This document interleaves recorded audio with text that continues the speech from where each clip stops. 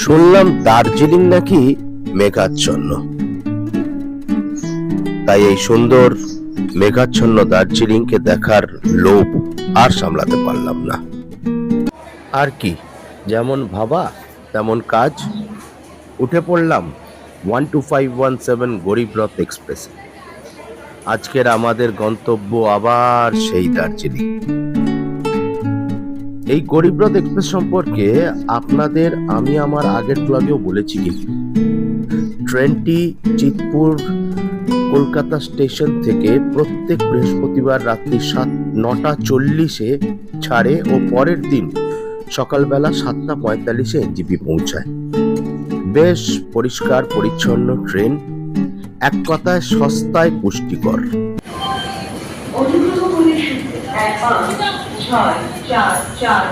NJP প্ল্যাটফর্মে আমরা নেমে পড়েছি।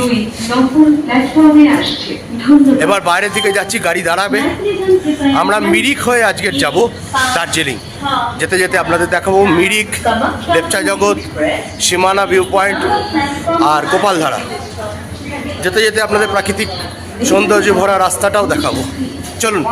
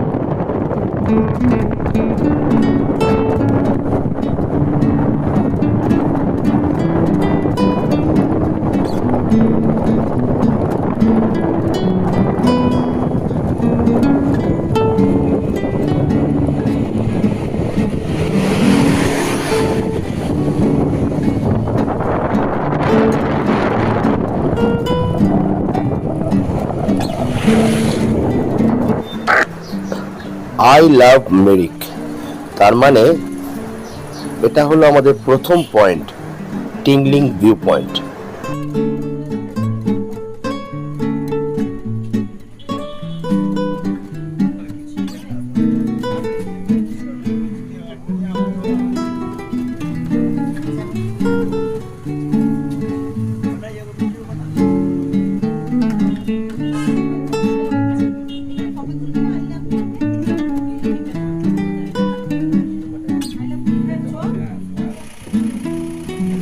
আমরা এখন মিরিক লেকে পৌঁছালাম, কিন্তু কি অদ্ভুত, একটু আগে টিংলিং এ যে ওয়েদারটা আমরা পেয়েছি, মিরিক লেকে আসার পর দেখছি সম্পূর্ণ বিপরীত ওয়েদার। দেখুন, যেমন মেঘ আর তেমনি মুষলধারে বৃষ্টি চলছে। জানি না মিরিক লেকটা আমাদের দেখা হয়ে উঠবে কিনা।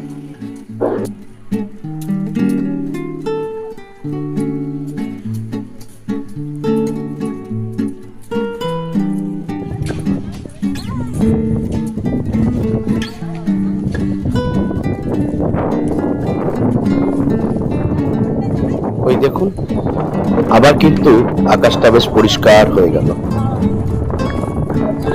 এক্ষুনি এত মেঘ, এত প্রবল বৃষ্টি হলো, তারপর আবার পরিষ্কার হয়ে গেল। যাকে পরিষ্কার থাকতে থাকতে মিরিক লেকটা দু চোখ করে একটু দেখে নি, আপনাদেরকেও দেখাই। আসুন।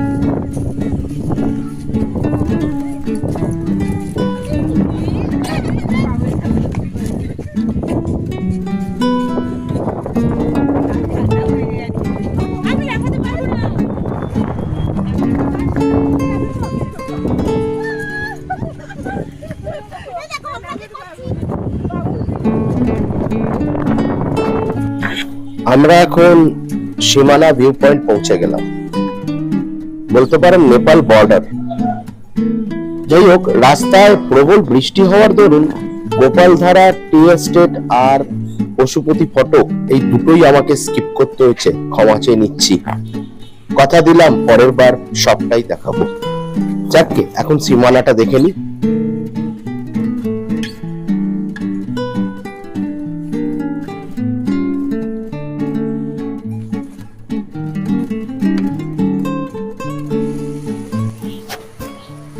আমরা এখন লেপচা জগৎ। এই লেপচা জগতে বন্ধু এক ভয়ঙ্কর ঘটনা ঘটেছে।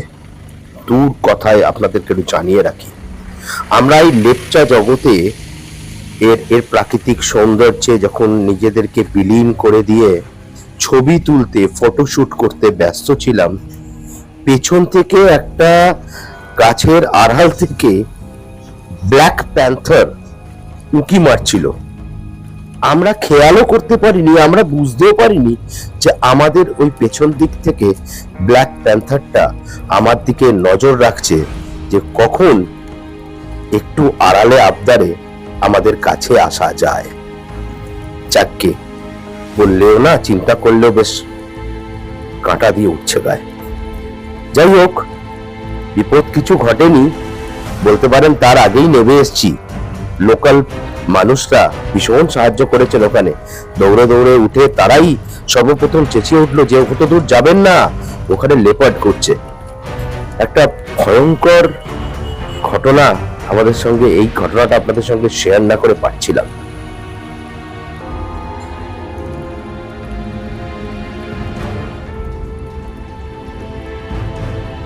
পৌঁছালাম আমাদের ফাইনাল ডেস্টিনেশন, আমাদের ঘর বলতে পারেন, আরেকটা ঘর বাঙালিদের, দার্জিলিং। হ্যাঁ, তো দার্জিলিং এ পৌঁছে কোথায় থাকবো একবার আপনাদেরকে দেখিয়ে দিচ্ছি। তার আগে দার্জিলিং এর ওয়েদারটা এই মুহূর্তে একটা দেখিয়ে দিই আপনাদের। এই মুহূর্তে দার্জিলিং এর এই হচ্ছে ওয়েদার।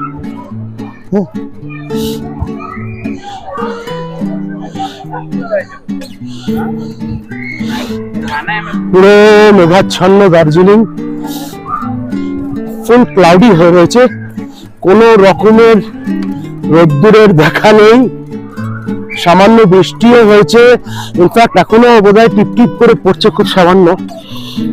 বাচ্চারা তাদের নিজস্ব মেজাজে ঘোড়ায় চড়ে বেড়াচ্ছে, বড়রাও রয়েছে। বাঙালিদের আমেজে কোনো রকম করে ভাটা নেই, তারা তুমুল ভাবে এনজয় করে বেড়াচ্ছে অ্যাজ ইউজুয়াল। যাই হোক, দার্জিলিং ও বাঙালির কথা পরে আসছি, আগে আপনাদের দেখিয়ে দিয়ে আমরা কোথায় থাকছি। এবারে আমাদের এই রাস্তাটা সোজা ভানু ভবন, দার্জিলিং ভানু ভবন, ওই রাস্তা ধরে সোজা এই গলি ধরে এলাম। ওই রাস্তাটা ধরে একদম পুরো মেঘাচ্ছন্ন হয়ে রয়েছে, রাস্তাটা ভালো করে দেখানো যাচ্ছে না। আপনার এই ম্যালের পাশের রাস্তা, মানে ভানুভক্ত যে মূর্তিটা আছে, ভানুভক্তের মূর্তির পাশ দিয়ে ওই ভানু ভবন, ভানু ভবন ওখান থেকে নেবে এই হাঁটতে হাঁটতে হাঁটতে হাঁটতে আমরা এলাম আজকের আমাদের হোটেল সানফ্লাওয়ার। এই হচ্ছে হোটেল সানফ্লাওয়ার, আজকের আমরা এইখানেই থাকবো। সানফ্লাওয়ার এদিকে ভানু ভবনের ওদিক থেকে আসতে পারেন, আবার ওই দিক থেকে আসলে এই রাস্তাটা গ্লেনারিজের পাশ দিয়ে আসছে, ম্যাল হয়ে এই রাস্তাটা গ্লেনারিজের পাশ দিয়ে আসছে। এই হচ্ছে ওইদিকে সোজা জাকির হোসেন রোড, ওখানে অনেকগুলো হোটেল আছে, পরবর্তী ব্লগে আমি সেটাও দেখাবো। আজকের এই মুহূর্তে আমরা একবার হোটেল সানফ্লাওয়ারটা একটু দেখে নিই। এই হচ্ছে হোটেল সানফ্লাওয়ার। যা বলে রাখি, এইখানে সানফ্লাওয়ারের পাশ দিয়ে এখানে আমাদের ছিল হচ্ছে ওই মহাকাল মার্কেট, যে মহাকাল মার্কেটটা এখন ভানু ভবনে আপাতত ফর দ্য টাইমিং এটাকে রেনোভেট করা হচ্ছে। যখন দিয়ে দেওয়া রয়েছে, টিনের বেড়া দেওয়া রয়েছে, এটাকে নতুন করে রেনোভেট করা হচ্ছে, ততদিন অস্থায়ীভাবে এটা ভানু ভবনের সামনে ডেরা বেঁধে করা হয়েছে। আপনারা যদি কিছু কেনাকাটা করতে চান সস্তায়, তাহলে ওই ভানু ভবনের ওই ভেতরেই, ভানু ভবনের ভেতরে ওখানে আপনারা মহাকাল মার্কেটটা একটা পাবেন। এছাড়া ওখানে বেশ কিছু ফুডের অপশনও রয়েছে ভানু ভবনের ভেতরে। যে আমাদের ম্যালের উপরে যে স্ট্রিট ফুড গুলো ছিল, সেই স্ট্রিট ফুড গুলো ভানু ভবনের ভেতরে এখন রাখা রয়েছে, ওনারা ওখানে স্টল দিয়েছেন। বিকেলে আমরা আপনাদেরকে সেটাও দেখাতে নিয়ে যাব।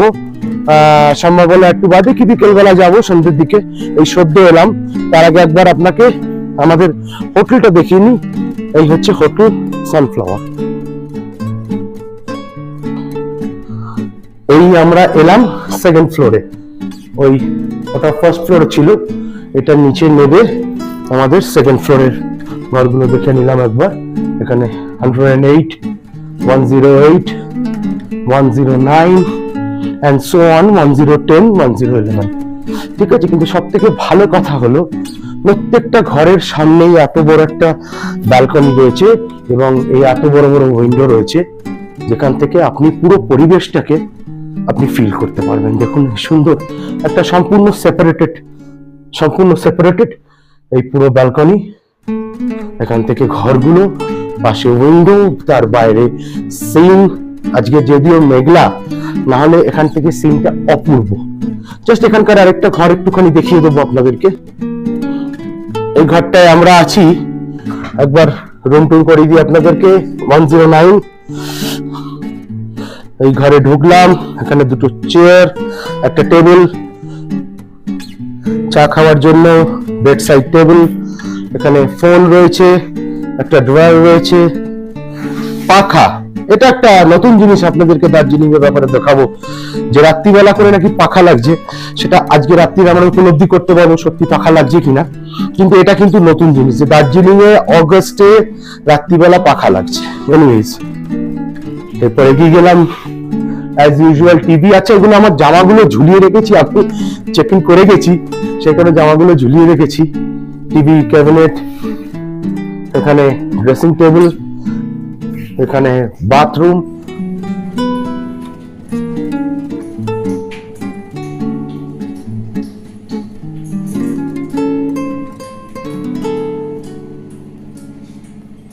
আর এই একটা আলনা, এখানে আপনারা জিনিসপত্র রাখতে পারেন। এখানে পিলো বগেরা ছিল। বেডটা যথেষ্ট বড়, বেডটা আপনাকে বলবো যথেষ্ট বড়, ডাবল বেড, কিন্তু তিনজন আরামসে আপনারা শুতে পারবেন, আরামসে অ্যাকোমোডেট হয়ে যাবে। এই হলো সানফ্লাওয়ারের সেকেন্ড ফ্লোর বলতে পারেন এটা। এবার চলুন থার্ড ফ্লোর, মানে নিচের দিকে আরেকবার যাওয়া যাক, আর একটু নিচে।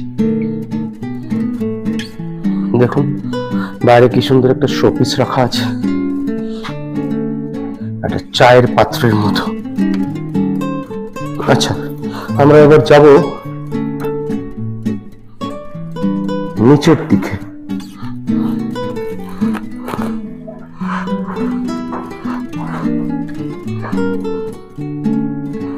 নিচের দিকে যাচ্ছি।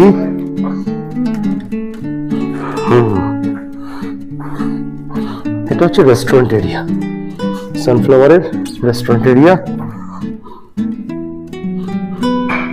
See the atmosphere, so fantastic. সুন্দর একটা ক্যান্ডেল লাইট বা ডিম লাইট আপনাদের ডিনার এখানে হওয়া যেতেই পারে। আর এদের খাবারের খুব প্রশংসা রয়েছে, মানে এখানে বুফে রয়েছে। এখানে যদি কমপ্লিমেন্টারি ব্রেকফাস্ট আপনি নেন, সেক্ষেত্রে এখানে বুফে অ্যাড করা থাকে কমপ্লিমেন্টারি ব্রেকফাস্টের জন্য।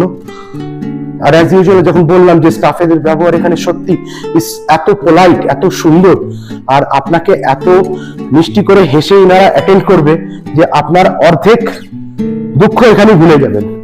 আপনি যে বাড়িতে নেই সেই দুঃখটা ভুলে যাবেন এখানে এনাদের ব্যবহারে। সত্যি আমরা প্লিজড। তাহলে এই হলো সানফ্লাওয়ার হোটেল। আসবেন না আপনার ইচ্ছা। এদের ট্যারিফটা বলে দিই। অ্যাকচুয়ালি সিজনে এরা 4,000 4,500 টাকা নেয়। এবার নন সিজনে ওটা ডিপেন্ডস, ব্যাপারটা 3,000 অব্দি চলে। আমি তো 3,000ও পেয়েছিলাম, কিন্তু আমি যেখান থেকে বুক করেছিলাম সেটা হলো গোয়াই ভিভো অ্যাপ থেকে। গোয়াই ভিভো অ্যাপ থেকে বুক করার দরুন আমি এই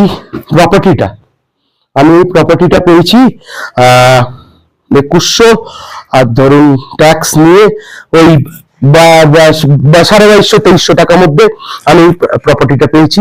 আমি 3টে ঘর বুক করেছিলাম, এদের 2300 টাকা করে 3টে ঘর পরপর নিয়েছে। 1, 2, 3 এখানে 3টে ঘর আমাদের 2300 টাকা করে পড়েছিল। গোয়াই ভিভো অ্যাপ থেকে আমি 1.5 মাস আগে বুক করেছিলাম। অন্তত 1.5 থেকে 2 মাস তো হবেই, 1.5 মাস তো হবেই।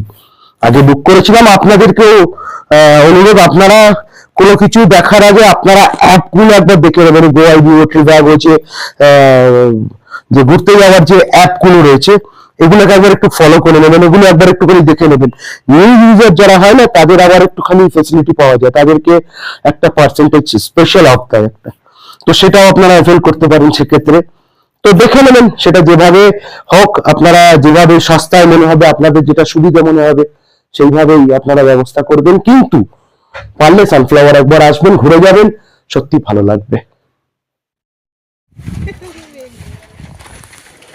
Good morning from Darjeeling. আজকের দার্জিলিংয়ে আমাদের সেকেন্ড ডে। আজকের আমাদের প্ল্যান আছে তাগদা, তিনচুলে আর লামাহাটা যাওয়ার, কিন্তু প্রকৃতি প্ল্যানের মধ্যে জল ঢেলে দিয়েছে। ওয়েদারটা আপনাদেরকে একবার শেয়ার করব বলে আমি ভিডিওটা করছি। একবার ওয়েদারটা দেখে নিন। এটা হচ্ছে দার্জিলিং ম্যাল। হ্যাঁ, এখন বাজে কটা? 7টা বাজে এখন দার্জিলিং মল। আজকের দেখে নিন ওয়েদারটা।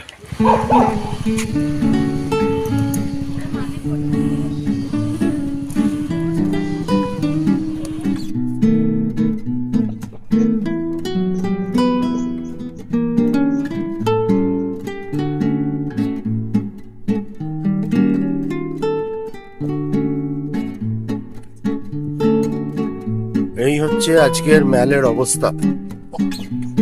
সকালবেলা এখন 7টা বাজে। 7টা বাজে। মল এই জাকির হোসেন রোডের দিকে পোর্শন, আর এই হচ্ছে মলের সামনের পোর্শনটা।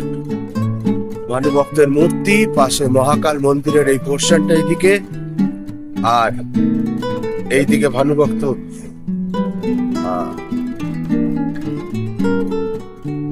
ভয়ঙ্কর একটা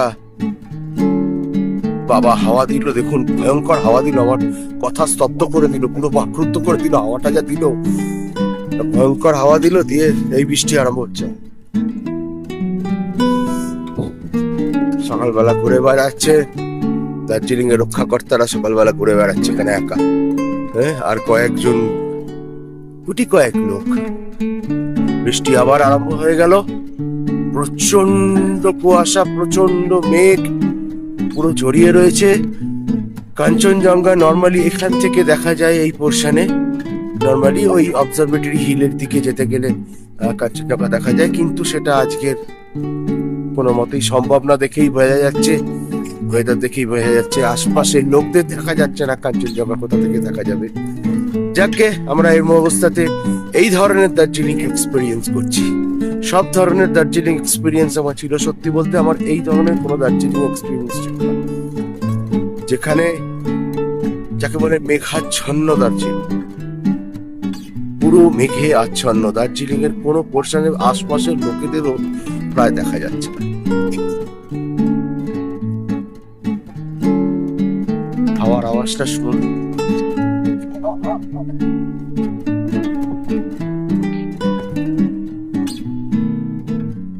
বাবা, আমার ছাতা রীতিমতো উড়িয়ে নিয়ে যাচ্ছে। আমি বন্ধ করছি, আবার পরে দেখা হচ্ছে আপনাদের সঙ্গে।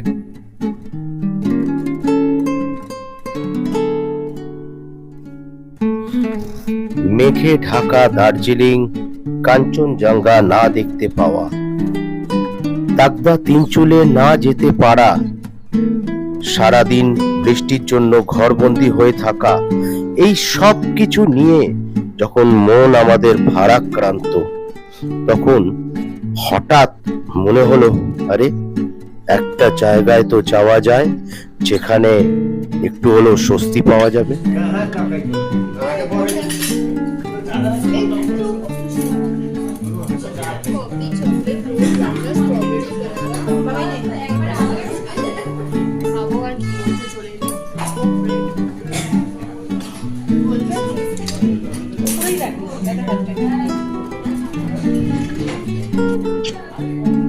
তাহলে আজ এই অবধি থাক।